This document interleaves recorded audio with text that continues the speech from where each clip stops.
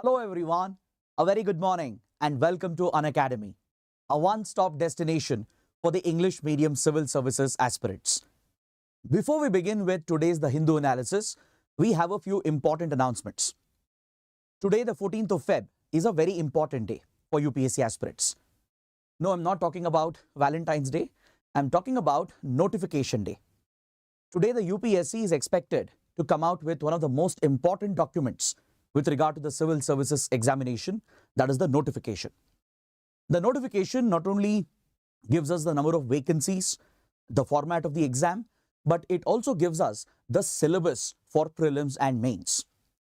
Many students find it a little difficult to understand the syllabus, even how to fill the form.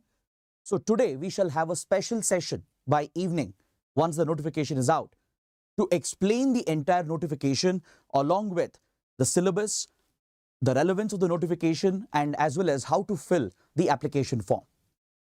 And also, this begins the calendar year for civil services examination. So your preparation for prelims has to scale up from now on. You'll have around 3 months odd left for prelims, which is scheduled to be held on 26th of May. So to help you prepare for the upcoming prelims, we shall be launching a number of initiatives as part of a comprehensive prelims program. I shall not reveal the details right away. You can make your guesses in the comments, but do attend this session live today evening. We might upload it as a recorded video depending on when the notification is out. So do tune into the channel, and there you will get to know as to what comprehensive program we are planning to offer for free on our YouTube channel. So all you have to do is subscribe to the channel, stay tuned, and you'll get all the updates regarding the upcoming prelims program. Apart from that, our online classroom program has begun from yesterday. So those interested can contact the number given over here. So we are conducting morning and later evening classes. You'll get one-on-one mentorship, weekly tests, prelims and mains test series. So this is a comprehensive online classroom program. And finally, as part of the free special class that we are offering on the Unacademy app, these are the sessions that are scheduled for today. Please take a look, and the links are provided in the video description. So with this, let's begin with the analysis of today's The Hindu newspaper by first looking at the topics that we are going to discuss. Today I've chosen 5 important articles from the Delhi edition of The Hindu. We have 3 articles that require a detailed analysis from a mains point of view, and a couple of small articles that are relevant for prelims. So let's analyze all these articles one by one, beginning with an important column on page number 10. This article deals with the rights of scheduled tribes and forest-dwelling communities.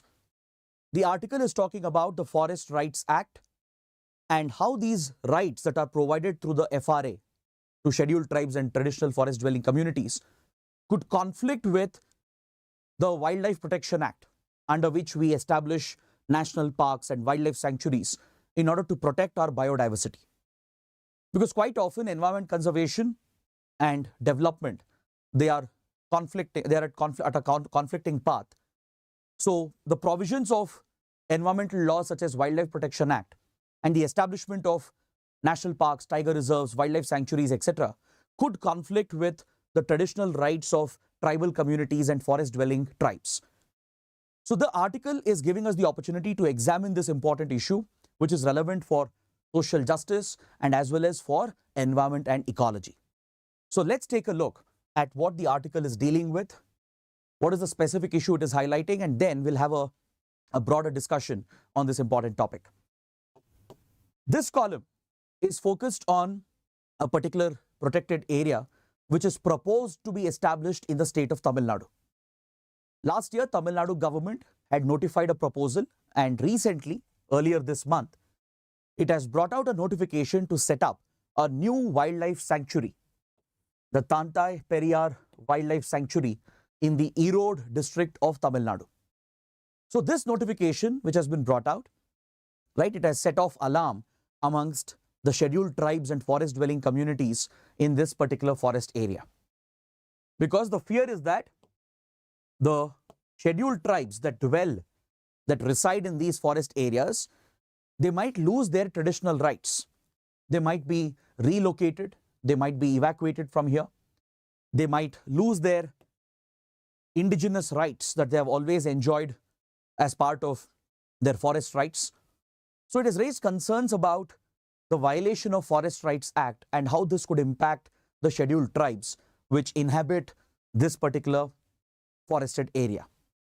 So first, let's understand where this wildlife sanctuary is located. This will actually give you a few important points for prelims as well.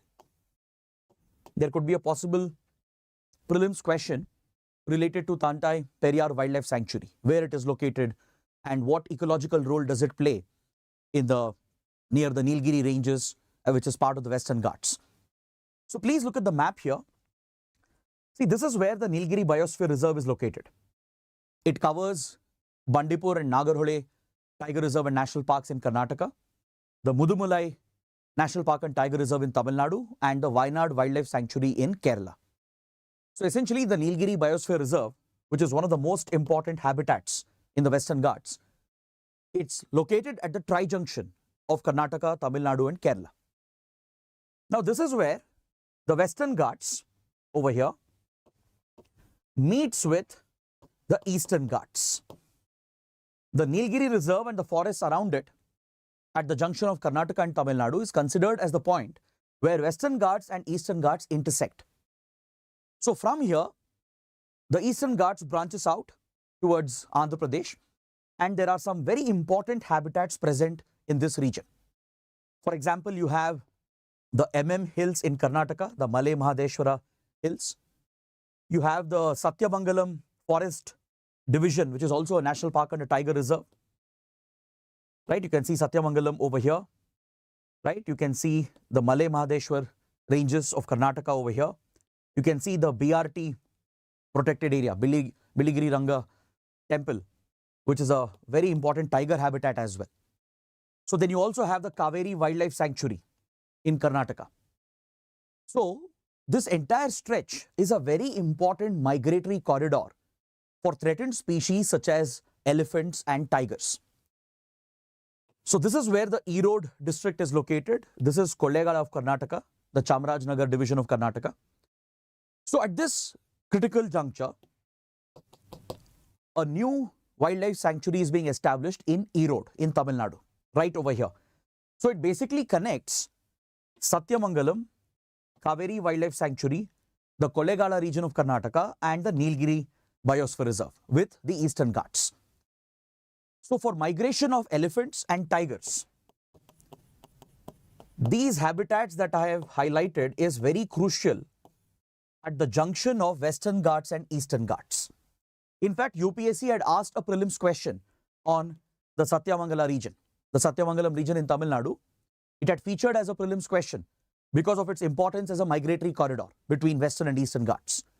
So to further complete this migratory corridor, in Erode over here, the Tantai Periyar Wildlife Sanctuary is being set up.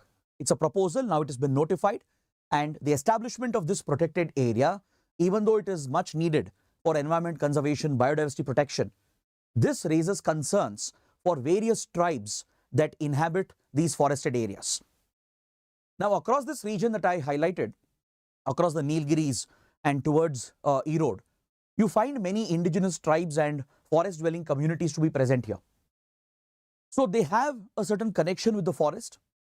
Their livelihood, their sustenance is dependent on the forest, and even their cultural rights is dependent on the forest. In fact, tribal communities, forest dwelling tribes, they share a very close connection with their forests, with their surrounding. This is true not just in India but around the world. Any indigenous community, right, which are forest dwelling communities, they have a deep connection with the forest and the nature. For example, if you look at tribal customs, tribal faith, they worship the trees, they worship the rivers, the mountains, the animals and birds. And this is for a reason, because the tribal communities know very well that their safety, their well-being, their livelihood, their sustenance is dependent on the forest that they are residing in. So that is why there is a symbiotic relationship between the tribal communities, the indigenous tribes, and the forests that they reside in. They, in a way, contribute to the protection of the forest land. They contribute for the protection of the biodiversity of the forests. Because these tribal communities, they depend on the forest for their basic needs, including basic subsistence agriculture. They clear a small part of the forest land to carry out minimalist subsistence agriculture, which is only needed for their sustenance. So they don't harm the forest as such, but they do this in a very sustainable manner. They also practice hunting. They rear cattle as well. They take them grazing in the forest land, but they never overexploit, right? Tribal communities inherently, right, they have inculcated this into their culture, into their practices, that they never overexploit the forest resources. They take only what is needed and play a key role in protecting the forest and the biodiversity of that particular region. Because they know that if they overexploit, tomorrow their own well-being will be under threat. So they don't overhunt. They don't carry out exploitative grazing. They don't expand their cattle in unlimited numbers. They don't carry out large-scale deforestation to pave the way for agriculture or settlements. So the way they use the forest is sustainable. And in return for depending on the forest, they make a contribution to nature by protecting the forest and the biodiversity. So that explains why many tribal communities around the world, why they worship the forests, the nature, the animals, etc. So this is a symbiotic bond. A mutual dependency exists between the forests and the tribal communities. But however, in the case of India, our forest-dwelling tribes have suffered from many centuries. They've gone through a lot of historical injustice because of certain laws and legislations and government policies. In colonial India, for example, under the British, exploitative laws were introduced through which the British and their enterprises could gain control of forest land and resources while depriving our tribal communities of their access to forest land and resources. If you look at the Indian Forest Conservation Act, which is of colonial origin, it was clearly designed to satisfy the colonial needs, the exploitative needs of the colonial enterprise. The British interest was not about conservation of forests or environment. Neither did they care about upliftment of the tribal communities. Their primary interest was to ensure that they will have access to forest land and exploit the forest resources of India to power the rise of their economy. It was classic colonial exploitation. So for centuries, indigenous tribes in India, forest-dwelling tribes, had suffered because of British-era colonial laws. Post-independence, they were hoping that this would change. Of course, post-independence, the nature of these laws did undergo a change. The government of India would prioritize environment conservation and it would try to balance this with tribal rights. But however, certain laws like Wildlife Protection Act, for example, the Wildlife Protection Act of 1972, for example, along with the Indian Forest Conservation Act and other related environment legislations, even though they were designed with a good intention to protect our environment and forests, right, they ended up causing harm to tribal communities and their tribal rights. Because under the Wildlife Protection Act of 1972, it's under this law that protected areas are set up in the country.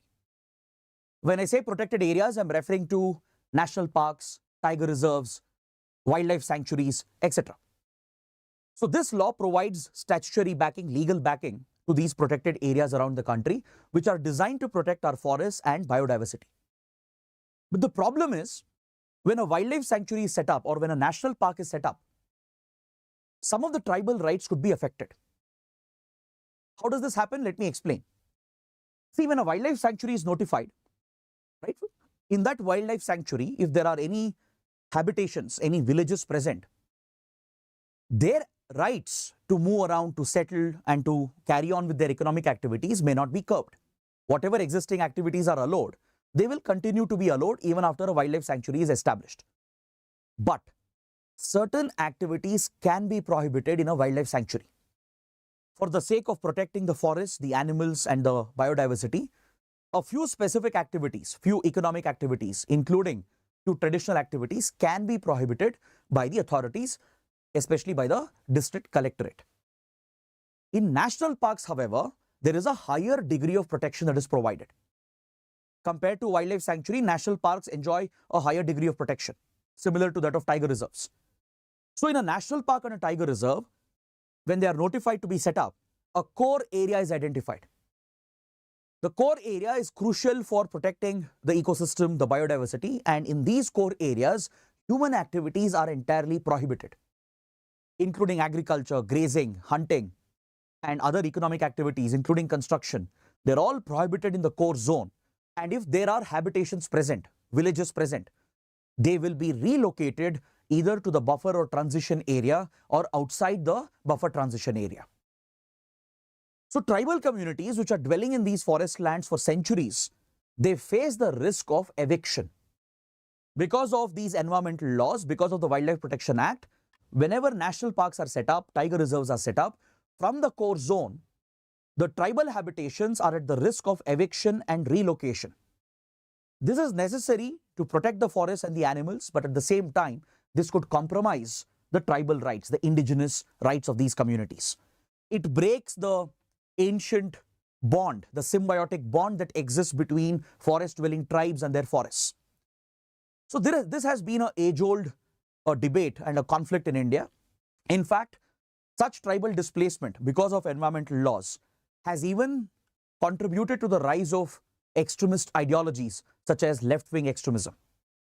In some of the tribal pockets in the country, Naxals, essentially the Maoists, they have capitalized on the resentment that tribal communities held against the Indian state because of their eviction due to these environmental laws. So wherever these protected areas were set up, certain human activities would be prohibited. Even in wildlife sanctuaries, for example, even though there is no immediate prohibition on existing activities, depending on the ecological concern, certain activities can be restricted and prohibited by the local authorities. So this restricts the traditional rights, the economic rights, and even dwelling rights of the tribes. But if a national park or a tiger reserve is set up, in the core areas, definitely the habitations are evicted. People are moved out, relocated outside of the buffer transition area. So they lose their access to forest. They can't engage in basic subsistence agriculture. They can't venture into the forest to hunt, to graze their cattle. They can't collect minor forest produce. Collecting minor forest produce is a basic source of sustenance for tribal communities.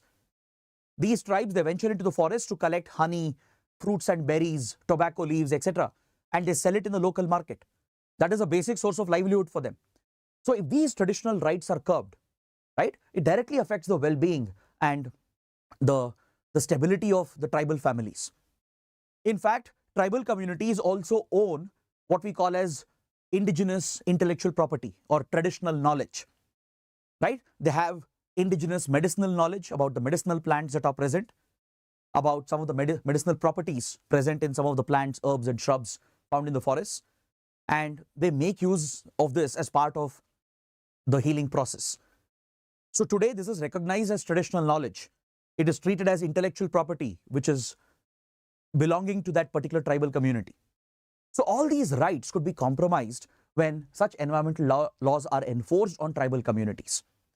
When this is done without local consultation, without building consensus amongst the stakeholders, so that is where the conflict, the clashes come up. So the tribes which are having a resentment against the state because of their forced eviction, they might become vulnerable to be indoctrinated, brainwashed by extremist forces such as the Maoists or the Naxals. So this is where India brought out a landmark piece of legislation to protect the tribal communities and their traditional rights. Since environmental laws were causing these problems, a landmark legislation was introduced in 2006 called the Forest Rights Act. It is officially known as the Scheduled Tribes and Other Traditional Forest Dwellers Recognition of Forest Rights Act, or in short, popularly it's known as the Forest Rights Act, FRA. It was one of the key legislations introduced under the then UPA government under Prime Minister Manmohan Singh. So this law restores some of those tribal rights of the traditional forest dwelling communities. This law recognized title rights. Land title rights were given to tribal communities.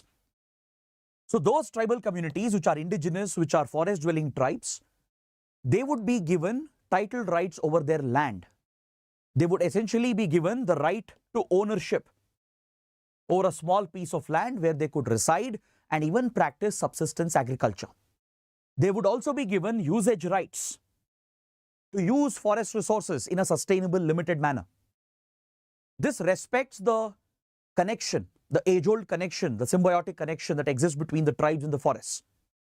It allows the tribal communities to extract minor forest produce, such as tendu leaves or tobacco leaves, honey, fruits and berries, etc., including medicinal leaves and medicinal herbs. It allows them to graze their cattle in specified notified areas. It allows them intellectual property protection over their traditional knowledge. Their traditional knowledge is guarded, protected as an intellectual property. They also get relief and developmental rights in case of eviction and relocation. This actually should be seen along with the Land Acquisition Act of 2013. When you read the two together, the tribal communities, which are forest-dwelling tribes, if they are evicted for environmental reasons or for developmental projects, they are entitled to a compensation which protects their livelihood and their sustenance. So this gives them relief and developmental rights, guarantees rehabilitation for them, adequate compensation for them, alternate sources of livelihood to them, so that their sustenance is protected, so that these families are not completely destabilized. Then finally, it also recognizes the community right to conserve and protect the forests. Forest management rights are given so that the tribal community can continue to play a role in forest conservation, forest protection, because they understand the terrain, the geography. They have better local knowledge than outside authorities coming from other areas. So community forest management rights is also recognized under this law. So please make a note of this. There are 4 types of rights recognized under the Forest Rights Act. This includes title rights, land title rights, usage rights, access to forest resources, relief and developmental rights, protection against eviction, provision of rehabilitation and compensation, and finally the 4th one, community management rights over the forest. So under this law, the Gram Sabha, which is the grassroots institution in a democracy, in a decentralized democracy, is given a lot of powers under this law. When it comes to local developmental projects, implementation of government schemes, or even notification of wildlife sanctuaries, national parks, etc., when any such decision has to be taken by the government, Gram Sabhas have to be consulted. The Gram Sabhas act as the grassroots representative institution of these tribal communities. These forest-dwelling tribes will have representation at the Gram Sabha, and without consulting the Gram Sabha, without building consensus amongst the community, the government, be it the state or the center, cannot enforce any schemes or policies or initiatives on the local tribal communities. So the law truly empowers the Gram Sabhas and accords these 4 rights to the forest-dwelling tribes of India.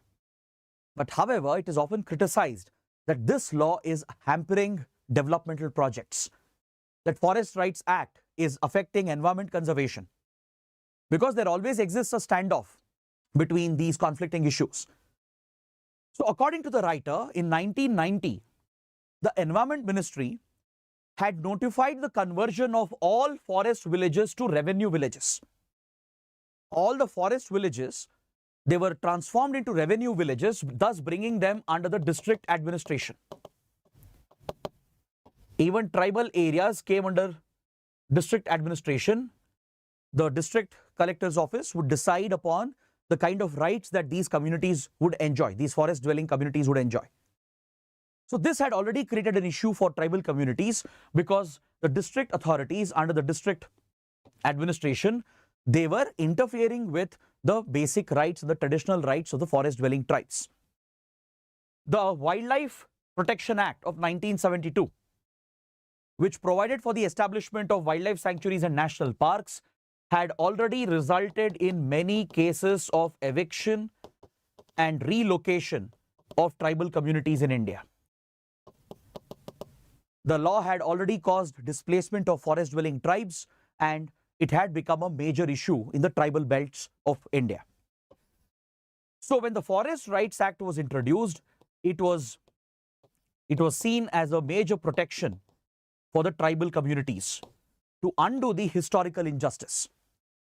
In fact, in 2004, the government itself admitted that historical injustice has been dealt to the tribal communities in the country.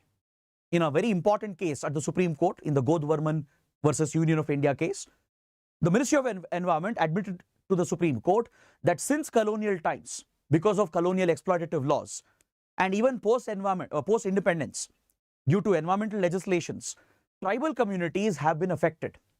Historical injustice has been done to them. Socially, they have been ostracized. They have been discriminated as well. So this was acknowledged by the government itself in the Godvarman versus Union of India in 2004, which formed the basis for implementing the Forest Rights Act. In 2006, when FRA was enacted, this was the basis. In a particular case, in a related case, at the Supreme Court, the government had admitted that tribal forest-dwelling communities had suffered historical injustice since colonial times, even in post-independent India. So this provided the rationale behind the Forest Rights Act. So today, the same issue comes up again with regard to the proposed establishment of the Tantai Periyar Wildlife Sanctuary in Erode district of Tamil Nadu. Government of Tamil Nadu feels the wildlife sanctuary is necessary. It is essential to create a migratory corridor for elephants and tigers because it's a key habitat linking Western Ghats and Eastern Ghats. It connects the Nilgiri Biosphere Reserve with Kaveri Wildlife Sanctuary, the Kollegal district in Karnataka, and further towards the Eastern Ghats. So from an environment conservation point of view, establishing this wildlife sanctuary is seen as crucial. But this runs into conflict with tribal rights. In the Erode Forest Division, where this sanctuary is proposed, there are few indigenous forest-dwelling tribes. They face the risk of possible eviction, or some of their activities could be curbed by the district authorities. Because in a wildlife sanctuary, right, even though there is no prohibition on any activity, the district authorities have the right to restrict and limit certain activities which could compromise the well-being of the tribal communities. And tomorrow, in the future, if this is elevated to a national park or a tiger reserve, right, because in the nearby region there are many tiger reserves and national parks. So tomorrow it becomes a national park or a tiger reserve, then in the core area, most human activities will be prohibited. Many tribal villages may have to be evicted. So that is why the tribal communities of Erode, they are worried, they are concerned that their rights under Forest Rights Act could get compromised. So that is the whole issue that this column brings out. It is a big topic, again a potential essay topic as well, right? It's very relevant for social justice, even social issues, polity, environment ecology, etc. So this particular topic has relevance for multiple subjects in GS2 and GS3. Now let's take up the next article. We have a major development in the field of international relations. India-UAE relations is in the spotlight because Prime Minister Modi is visiting the United Arab Emirates. He was invited by the Indian community in UAE to inaugurate a temple, the Bab's temple, the Swaminarayan temple, and Prime Minister Modi, who's visiting the country, has turned this into a state visit. It's an official state visit as well. The UAE is receiving the Prime Minister and it's providing an opportunity for the leaders of both the countries to interact. The Emir of UAE, Mohammed bin Zayed, popularly known as MBZ, is a very popular leader in West Asia. He heads one of the most important monarchies in the region, the Emirati, the United Arab Emirati, or the United Arab Emirates. And India shares very, very good ties, very strong, cordial, strategic relations with this important West Asian partner. In fact, you can understand how important the relationship is by looking at how many times the leaders have met in the recent past. In the last few months itself, Prime Minister Modi and MBZ have met 5 times. This also is the 7th visit of PM Modi to the UAE in the last couple of terms, that is in the last 10 years. So this shows the relevance, the importance of this relationship. It's a strategic and a very close economic partnership that we share with United Arab Emirates. So during this visit, many key agreements are also being signed. So let's take a deep look at India-UAE relations, as the topic is very, very important. We also have a column on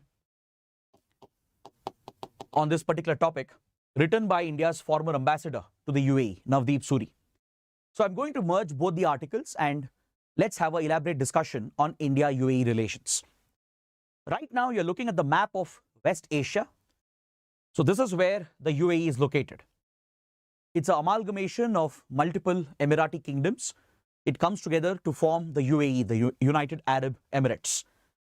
Today, it's one of the major commercial hubs of the world, a financial hub, a commercial hub, a major energy supplier, right? Also a hub of startups, research, innovation. So I'm sure all of you would have heard about Dubai, Abu Dhabi, the major commercial centers of UAE. So India has very deep-rooted relations with this country. We are bound by the Arabian Sea. The Arabian Sea links India with UAE. So West Asia, the whole West Asia region, is like an extended neighborhood of India, right? It lies in our extended neighborhood, and India has very, very important relations with the UAE. The primary relationship was built upon energy supply.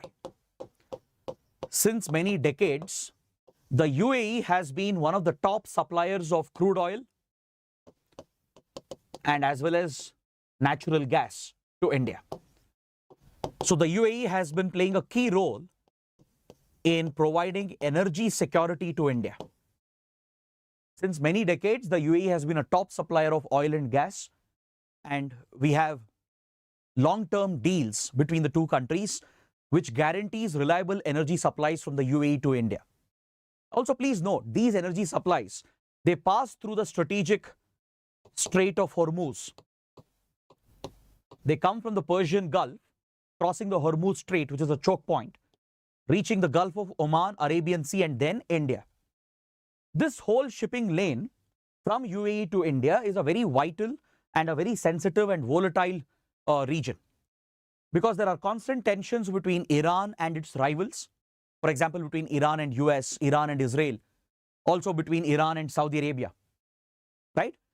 So Saudi Arabia is the Sunni power of the region. It leads all the Sunni powers, whereas Iran is the leader of the Shia bloc.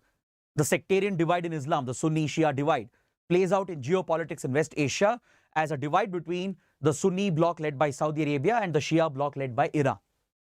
So UAE is very closely aligned with Saudi Arabia, as UAE is also a Sunni country. The monarchy here, right, is aligned with Sunni Islam, and it's on the side of Saudi Arabia. They both lead the Sunni power bloc. After Saudi Arabia, UAE happens to be one of the most powerful West Asian countries in this region. So having good relations with such a powerful country is of great significance for India. As part of our Look West policy or West Asia policy, India has always prioritized its ties, not just with Saudi Arabia, but even with United Arab Emirates. Especially after 2010, we have seen a complete transformation in India's ties with these West Asian powers, both with Saudi Arabia and also with UAE. There has been a complete transformation in the relationship after the Riyadh Declaration was signed in 2010, following the visit of then Prime Minister Manmohan Singh. The then Prime Minister Manmohan Singh paid a historic visit to Saudi Arabia and signed the Riyadh Declaration, which established a close strategic partnership between India and Saudi Arabia. So until then, the relations were just dominated by energy supplies. India was just dependent on them, and they always held a leverage on India. And in strategic matters, these powers were always inclined towards Pakistan as well. Before 2010, Saudi Arabia, UAE and others, they always had an inclination towards Pakistan, and at many global forums, they would support Pakistan on the Kashmir issue and also on the issue of terrorism.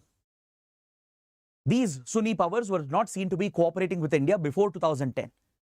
But post 2010, following this historic visit of Manmohan Singh to Saudi Arabia and signing of Riyadh Declaration, we saw a complete transformation in our ties with these key West Asian powers.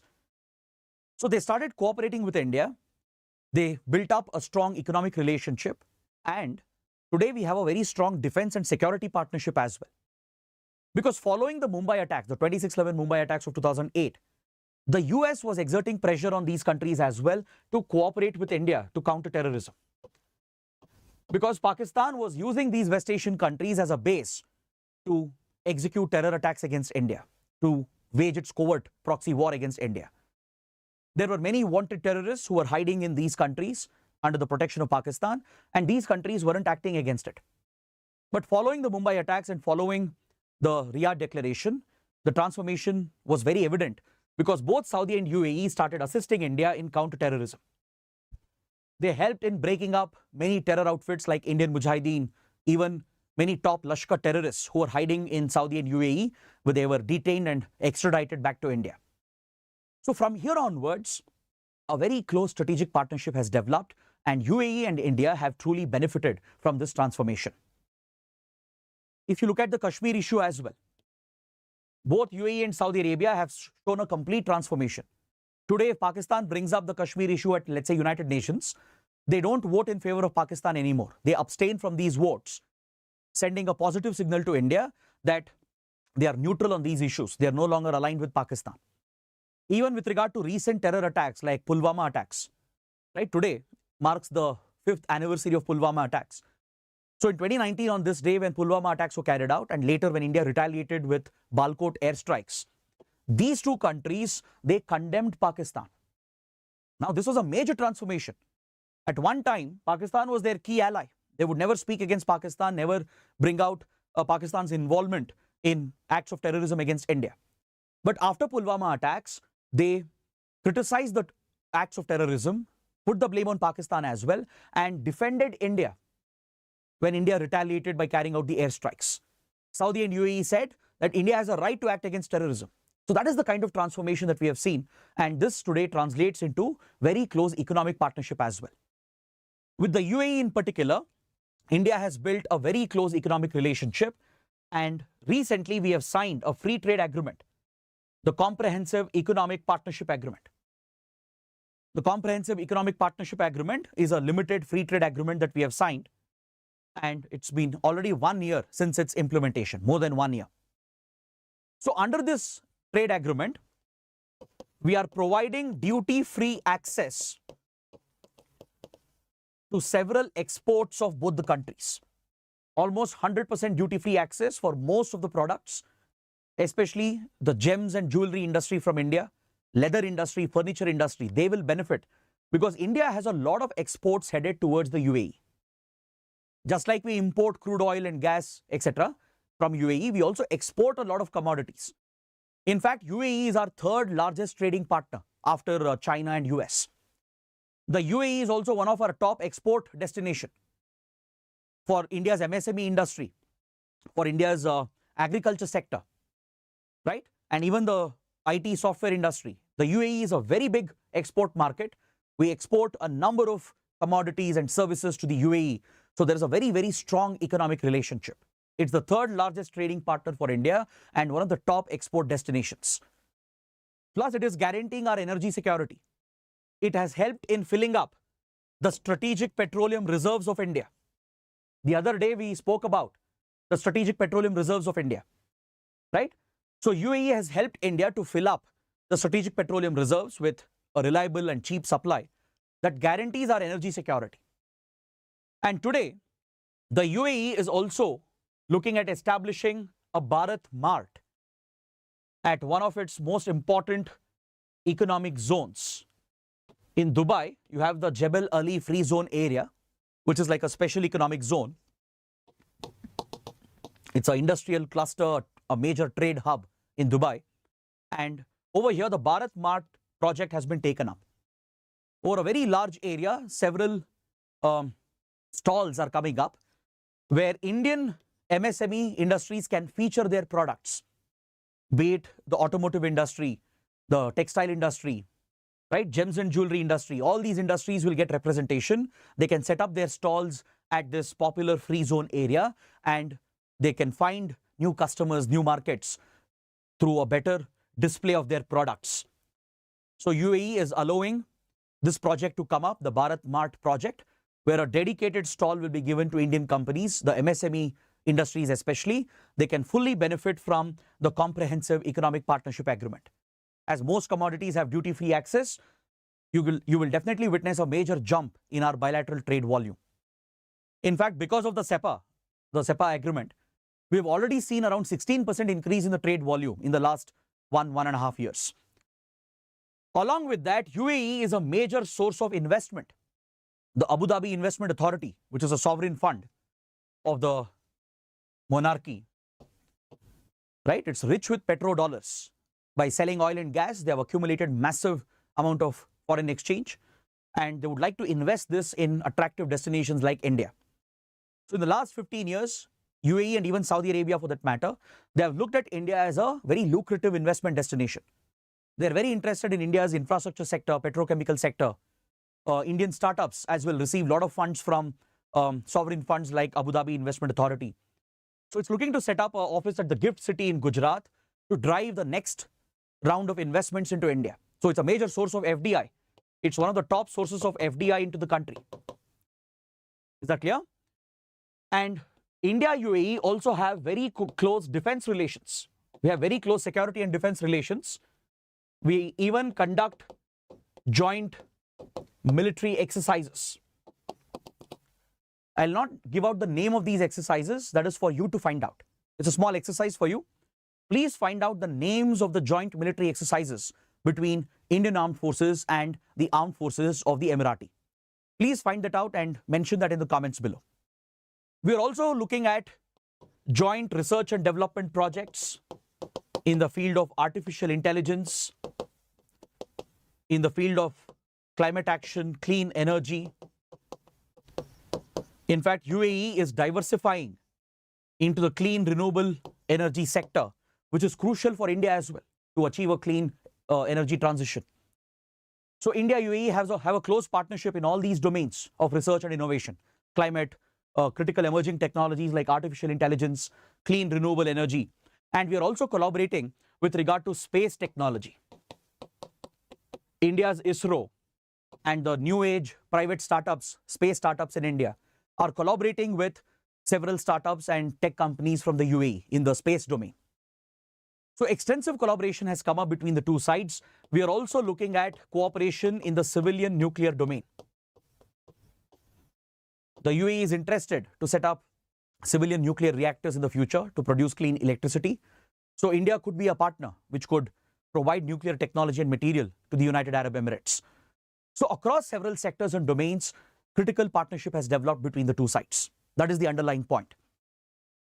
In fact, India-UAE have signed the bilateral investment treaty to drive the flow of investment towards both the countries. We have signed the Comprehensive Economic Partnership Agreement, the CEPA, to drive the increase in trade volume, to increase our exports to both the sides. Apart from this, don't forget, the UAE is home to a very large Indian diaspora. There are almost 3.5 million Indians residing and working in the United Arab Emirates. So they form a strong cultural bond, a cultural link, and they establish strong people-to-people relations between India and UAE. So India is obviously concerned about the safety, the well-being of the Indian community. They're acting as the backbone of UAE's economy. And today we are signing many key agreements to drive this strong economic, strategic and cultural relationship. That explains why the Prime Minister is visiting the country to inaugurate a temple built by the Indian community. You can see the kind of agreements being signed. India is extending its digital payment interface, the UPI, which is gaining popular global traction. Right? Under the CEPA itself, we had signed an agreement to interlink our payment systems. The RuPay credit and debit cards would be made viable in UAE. Similarly, UAE's payment gateways and its cards, credit and debit cards, would be made viable in India. And the UPI digital payment platforms will be integrated with the digital payment gateways of UAE to provide for seamless transactions. So this will primarily benefit the traders, the exporters and importers to settle their balance with regard to trade. It will help tourists as well who visit UAE in large numbers. India could also be set up as a popular tourist destination for the citizens of UAE. Plus, it will benefit the Indian community, the Indian workers who reside and work in the country, because they send remittances back home to their families in India. Right now, they are incurring very high expenses on foreign transactions. The remittances sent by the diaspora is crucial for our economy to bridge our current account deficit. So if we have a seamless transaction, if we bypass the dollar-based payment gateways and provide for a rupee dirham transaction, right, by interlinking our payment systems and our banking systems, We can bring down the transaction cost involved, thus saving money for the Indian community as well, thus bringing more remittances into India, which will drive up India's foreign exchange reserves. So this is one of the most crucial, critical partnerships for India in West Asia. We are also part of the newly announced IMEC corridor at the recent G20 summit, which was hosted in India under India's presidency. We had invited UAE as a guest country. The one who is hosting the summit, the one who holds the presidency of G20, they get to invite few guest countries.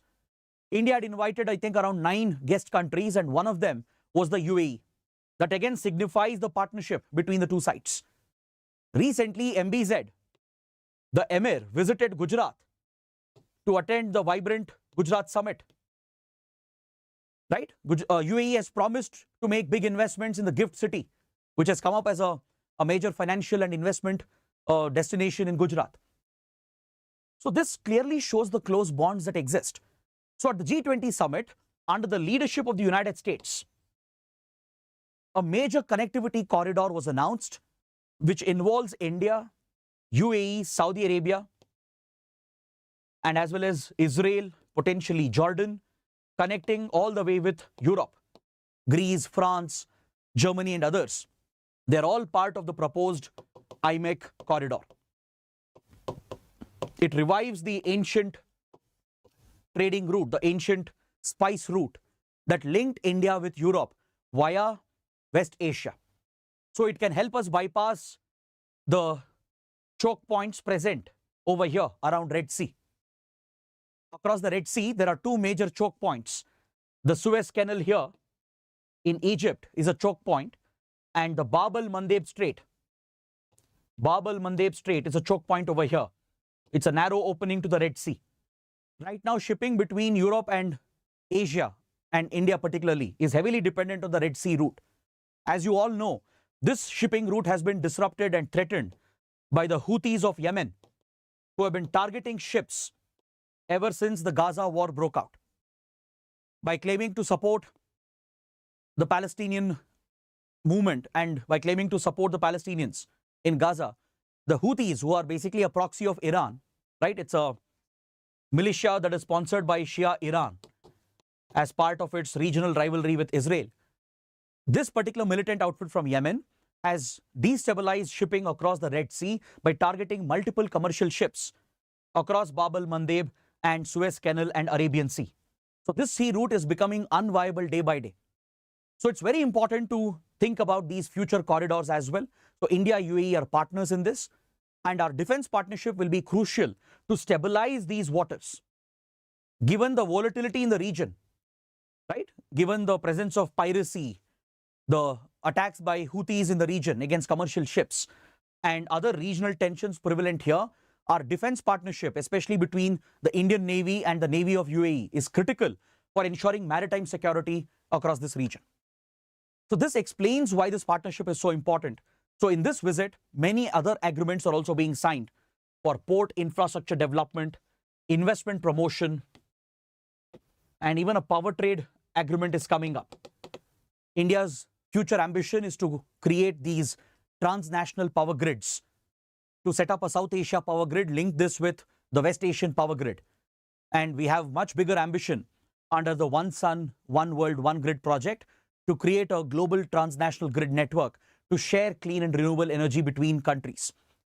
So UAE will be a key partner in all these projects, and that is what this visit of the Prime Minister signifies. So it is a very, very important topic. You can expect a standalone question in mains under international relations. Now coming to the last mains related article,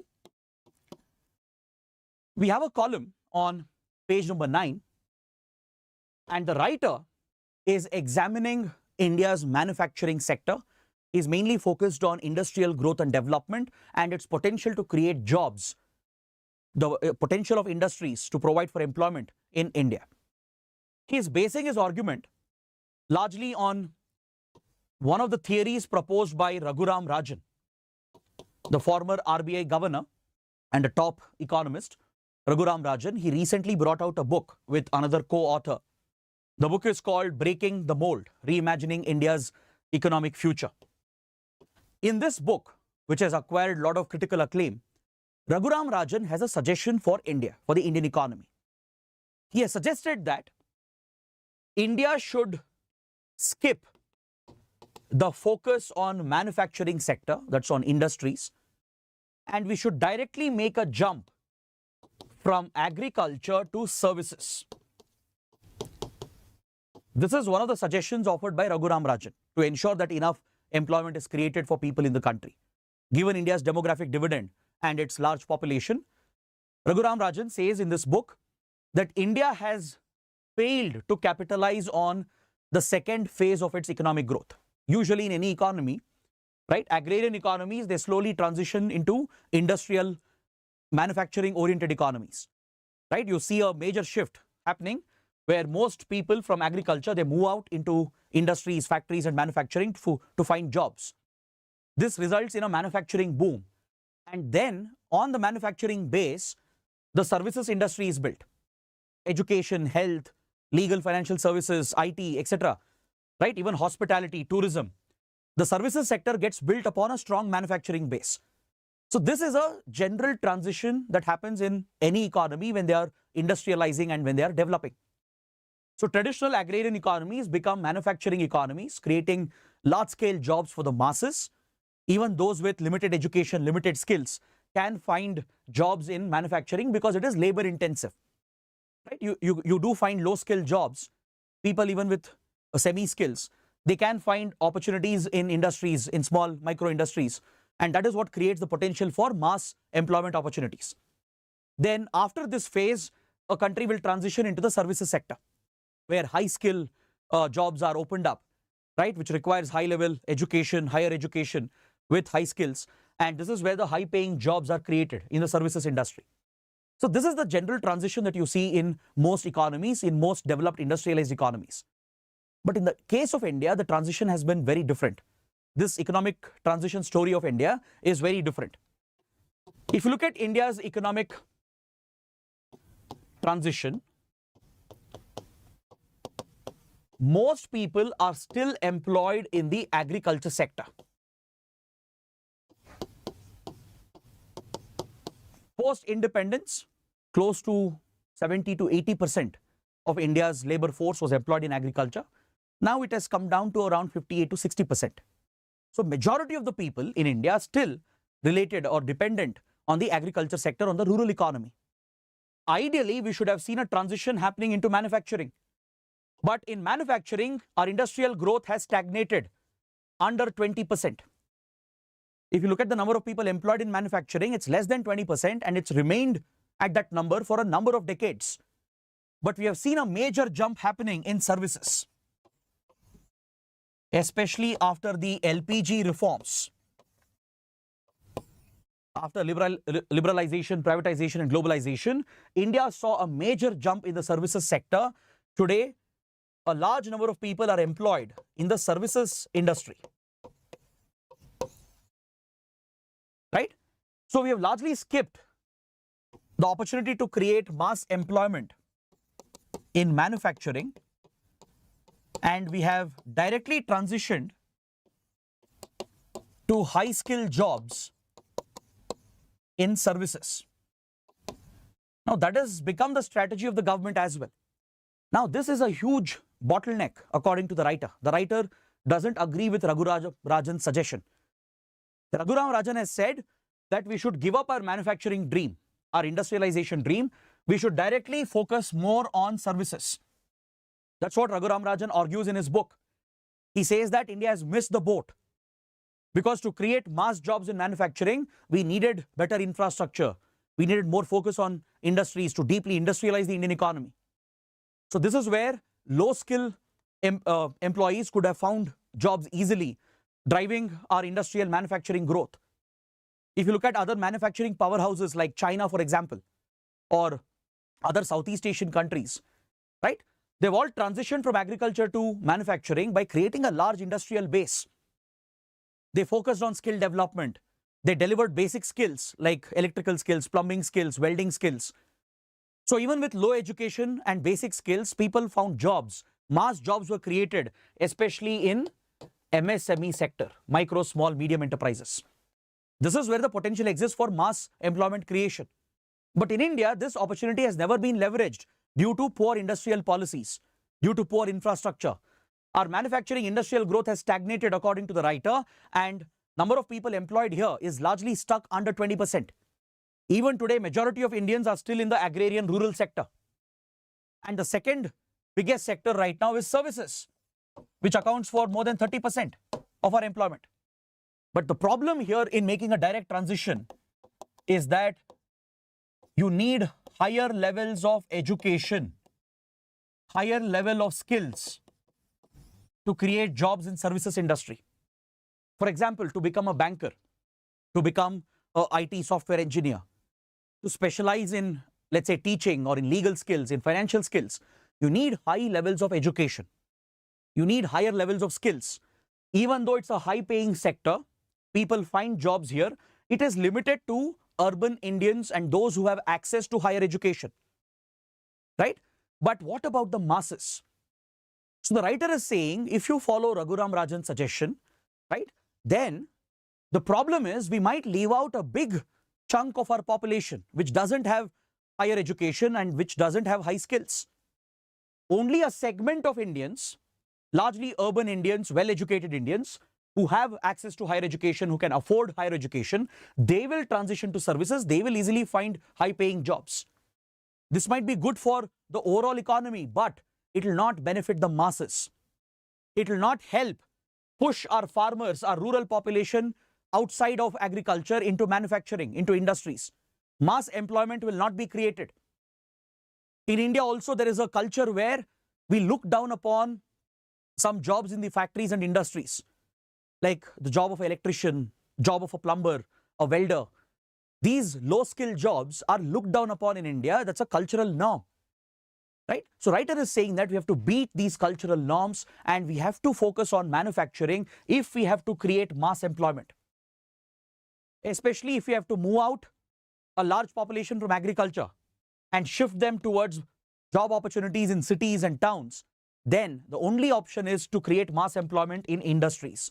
So that is why the writer is calling for deep industrialization of the Indian economy. He's saying that we shouldn't follow Raghuram Rajan's suggestion. Raghuram Rajan is saying we should skip manufacturing and industrialization, just allow industrialization as it is, but focus more on services. Writer says if you do that, you'll end up creating a much larger divide, a social income divide, because only few people have access to higher education, higher skills. Only they will benefit from the services sector. It will not create mass employment. So millions of people will get left out. They will be stuck with agriculture. So as the agrarian rural economy suffers, the masses will also suffer, thereby dragging down the Indian economy and the society. So the writer is arguing that we have to focus on industrialization. We have to promote our MSME industries, provide basic skills, basic education, so that mass employment can be created. That is how China lifted out millions of people out of poverty, by focusing on manufacturing and then building a strong services base. You can't build a strong services industry without creating a strong manufacturing base. In that regard, India is an exception. India has built a decently strong services industry, even though we are still weak in manufacturing, right? So the writer is strongly advising that as we build our services industry, we have to prioritize manufacturing. We have to provide for deep industrialization of the Indian economy. Create more low-skilled jobs so that millions of people can be employed, which can uplift people from poverty, which can pull out people from agriculture and the rural economy, and thus provide for equitable and more inclusive development and growth in the country. So that is a core argument of this column. So this completes my discussion of all the big articles. Now let's take a quick look at the two prelims related articles. On page number 1, we have an article referring to a proposed trade agreement between India and a grouping called EFTA, the European Free Trade Association. So please make a note, the EFTA is a regional economic bloc in Europe consisting of 4 countries: Switzerland, Liechtenstein, Iceland, and Norway. These 4 European countries, which are not part of the European Common Market under the European Union, They have a separate trade association called EFTA, the European Free Trade Association. So this could be a prelims question. Which countries are part of EFTA? Switzerland, Liechtenstein, Iceland and Norway. So just like we are negotiating a FTA with European Union, with United Kingdom, we are negotiating a parallel FTA with EFTA countries. We are negotiating what is called the TEPA, Trade and Economic Partnership Agreement, to reduce the trade barriers, to reduce the tariffs, to minimize the regulations, the restrictions, so that we can provide for the free movement of goods, services, investments and people between India and these four economies. This would be a big boost for India as well and for these countries as well, because be it Switzerland, be it Norway, even Iceland, Liechtenstein, they do have big investments in India, and India has a lot of exports headed towards Europe. The whole of Europe is a big export market for India. So this trade agreement is in line with the other FTAs we are pursuing with the European region. We have another parallel negotiation going on with European Union for a bilateral trade and investment agreement. We are negotiating a separate BTIA with EU. We are negotiating a parallel FTA with UK, which is no longer part of European Union. So similarly, we are negotiating the Trade and Economic Partnership Agreement with EFTA. So as part of these ongoing negotiations, a draft proposal has been brought out by the EFTA countries, and the Hindu says that there is a clause in the draft which could potentially affect our pharmaceutical industry. India's pharma industry, the drug producing industry, could be very badly hit, according to the Hindu, if this version of the agreement is accepted by India. See, as you know, India is known as the pharmacy of the world. India has one of the largest pharmaceutical bases. Our pharmaceutical companies, they produce one of the highest volume of generic drugs, vaccines, etc. In fact, our pharma industry is the backbone of the healthcare industry of many countries and regions. Almost whole of Africa, most African countries are heavily dependent on Indian produced vaccines as they are cheaper. They are heavily dependent on generic drugs, the non-branded patented drugs produced by Indian companies. Generic drugs are essentially non-branded patented drugs. As you know, patented drugs are very expensive. They are not affordable for the common man. But sometimes these patented drugs could be life-saving. They can help us deal with life-threatening conditions. In India, we produce generic drugs, generic variants, non-branded variants of these patented drugs by using a WTO clause.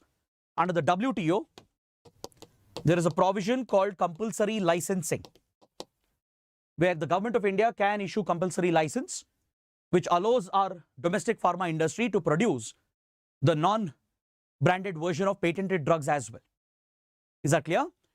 So under EFTA, there is a clause proposed by these countries which will prohibit the introduction and sale of generic drugs and vaccines for which patent is held by a foreign company. And for 6 years, the production and sale of these generic drugs will be banned if India signs the agreement under the current version. There is a clause which says that drug formulations whose data is not in the public domain, meaning which are patented, which are protected under intellectual property rights, usually which is owned by Western pharmaceutical companies. If such patented branded drugs, if they are produced generically in India, right, India cannot allow them to be sold commercially for 6 years if this agreement is signed. Is that clear? So it's still a proposal. And of course, India has a concern about this, right? This could hit our pharmaceutical industry. It could hit the production of generic drugs and vaccines, which is the backbone of our healthcare sector. That is what makes many life-saving drugs cheaper and accessible. And in fact, many countries are dependent on India's pharma industry, on the generic drugs that we produce. So this is a very problematic provision that EFTA countries have suggested as part of the trade agreement. So most likely India will reject it. India is unlikely to accept that. So that is the point that this article is bringing up. Now coming to the last article, we have another science and technology related topic on the supplement page. In fact, these days, the Hindu carries the science and tech supplement regularly in the online edition of the paper. and it actually gives us very interesting, very good topics that is directly relevant for our prelims examination. As you've seen in prelims, UPSC asks largely application-oriented questions from science and technology. So even today's topic is very important, very interesting as well. It talks about utilizing the stem cells present in menstrual blood. See, in most societies, most cultures, there's a lot of cultural taboo, there's a lot of religious restrictions and even superstition associated with menstruation, right? Women face discrimination as well. It leads to gender-based discrimination. They are ostracized by the community during their periods. So there is a lot of cultural taboo associated with menstruation. But the article here is focusing on the stem cells that can be potentially extracted from menstrual blood. In fact, the process of menstruation, menstrual blood, right, represents the very origin of life, human life. Stem cells are these regenerative cells which can regenerate themselves, grow into different cells, which eventually form your brain tissue, your heart tissue, muscles, fat, even your bone, etc. So when it comes to stem cells, there is a tremendous potential that exists. There are two types of stem cells that exist.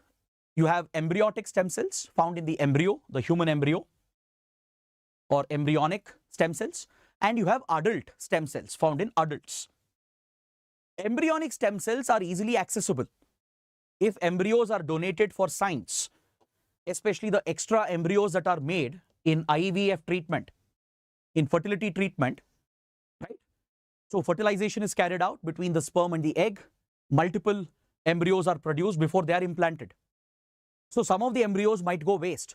So if there is a donation done, these embryos produced through fertility programs like IVF, in vitro fertilization, if they are donated for research, stem cells can be extracted from here. These are pluripotent cells.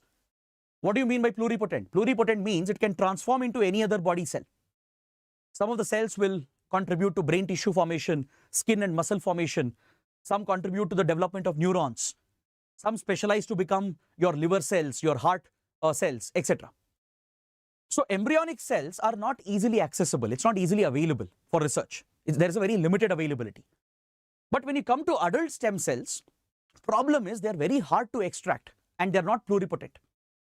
In case of adults, the stem cells are found in, for example, your bone marrow, that is inside your bone, or it's found in part of your brain and heart.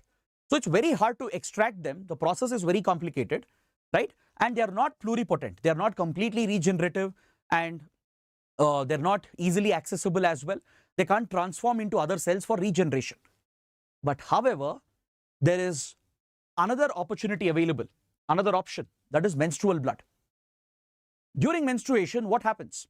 In the uterus, the endometrium lining, which is present in the uterus wall, right? This endometrium lining thickens during the ovulation cycle, right? It creates a fertile ground for the embryo to implant itself, which leads to pregnancy. Now, if pregnancy doesn't occur, the endometrium lining will shed, and it is shed and removed through the body during menstruation. So this is a cycle that keeps repeating in a fertile woman, right? Right from the start of menstruation till the woman reaches menopause, there are multiple cycles of endometrium shedding that happens. At least an average of 400 rounds of endometrium shedding is reported. Now, if you can collect this menstrual blood, instead of treating it as a taboo, associating it with superstitions, if you apply a scientific mind and make use of menstrual blood for stem cell research, it can become a great source of stem cell availability. Recent research has established that stem cells found in menstrual blood could be regenerative and pluripotent, meaning under the right lab conditions, applying the right techniques, they can be separated and developed into different cells, into cartilage cells, fat cells, bone cells, heart cells, neurons, skin cells, and liver cells. So these regenerative cells, they have a natural ability to heal. It can be used to treat many diseases, disorders, cancer, heart failure, even Parkinson's, paralysis, Alzheimer's.